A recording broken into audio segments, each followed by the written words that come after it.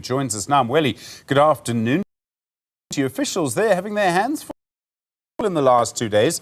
What's the situation like this Monday lunchtime?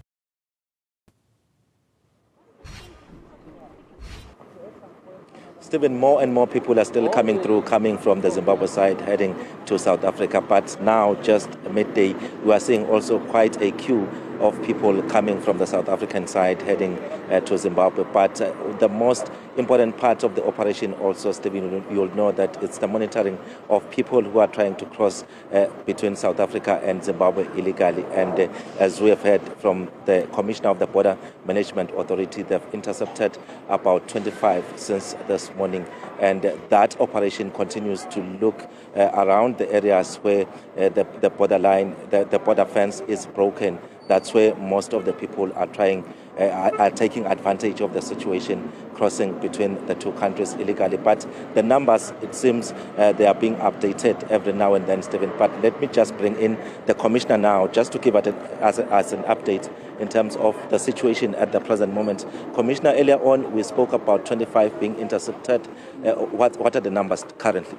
Yeah, no, thank you very much, Mweli. Yeah, no, we continue to do the work, and I think you saw, as we're continuing to do it, even in the operational center there in terms of the work of the drones. So since we intercepted the 25 earlier in the morning, now we've just added around 5 that were intercepted and they were brought into the port. So as I'm talking to you now, the colleagues are busy processing them.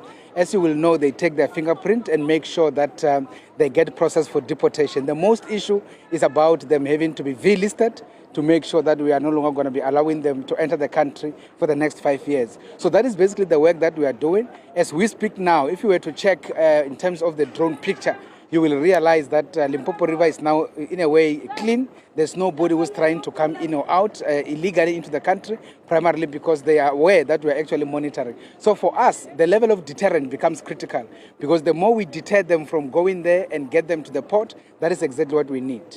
So the treatment is different when you look into the facilitators as well as those who are crossing illegally, because these ones we just intercept and deport, and the facilitators have been arrested. Is it still 2, or there's more facilitators arrested? Yeah, you see, the facilitators that we were able to monitor through the drone that we ultimately arrested, it was yesterday, and it is only those 2. The ones that we actually intercepted, we were not able to pick up as to whether there is a facilitator among them.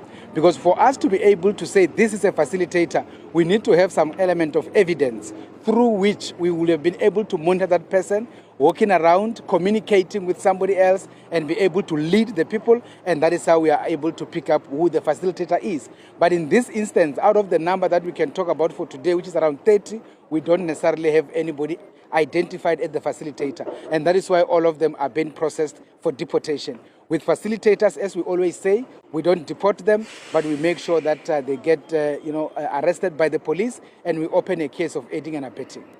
And looking into those who are complying, crossing the border, how are the numbers? Because we know that in the past 2 days, it's been over 25,000 per day, people being cleared at the border. Yeah, no, indeed. I mean, the average has just been around 25,000, as we have indicated even here in Beitbridge. But of course, on that particular basis, we can say we are continuing to process. We're just counting the buses, by the way, that are actually on the queue that are coming through. We counted over 30 buses that we've already processed since this morning. And of course, the others are actually still on the way. We keep on talking to the Zimbabwean side, and they indicate the buses that are actually coming through. For now, on the queue, on the Zimbabwean side, we've been able to count around 15 of the buses that are still on the way to our side. And of course, once they arrive here, we will definitely be able to process them. So in terms of the numbers, up to this point, which is like midday, we are looking at around 15 or so thousand that we have already processed up to this point. But in terms of the aggregated number, we do them over 24 hours, and we'll be able to give the proper statistics tomorrow. So at the end of the day, we had thought that the peak was yesterday, and therefore today will be slowing down. But we see that the numbers still, they keep on coming. The buses keep on coming. The pedestrians also keep on coming. So it looks like we might end up being back to equating the number of an average, which is around 25,000. All right, Commissioner, thank you for your time. We'll get an update later in terms of the situation on the ground. So the buses the Commissioner is talking about, they are here, and quite a number of people are still waiting to cross into South Africa. But the process much quicker today compared to the past 2 days, where we saw a lot of people spending a long time on the queue. And it looks like today the buses are coming just in small amounts, like 10, 20, compared to what we've seen in the past few days, Stephen. Masilela, thanks so much for that update. Do appreciate more updates from him and the team there. And of course, it's a huge rush back primarily to Gauteng for the start of the working year.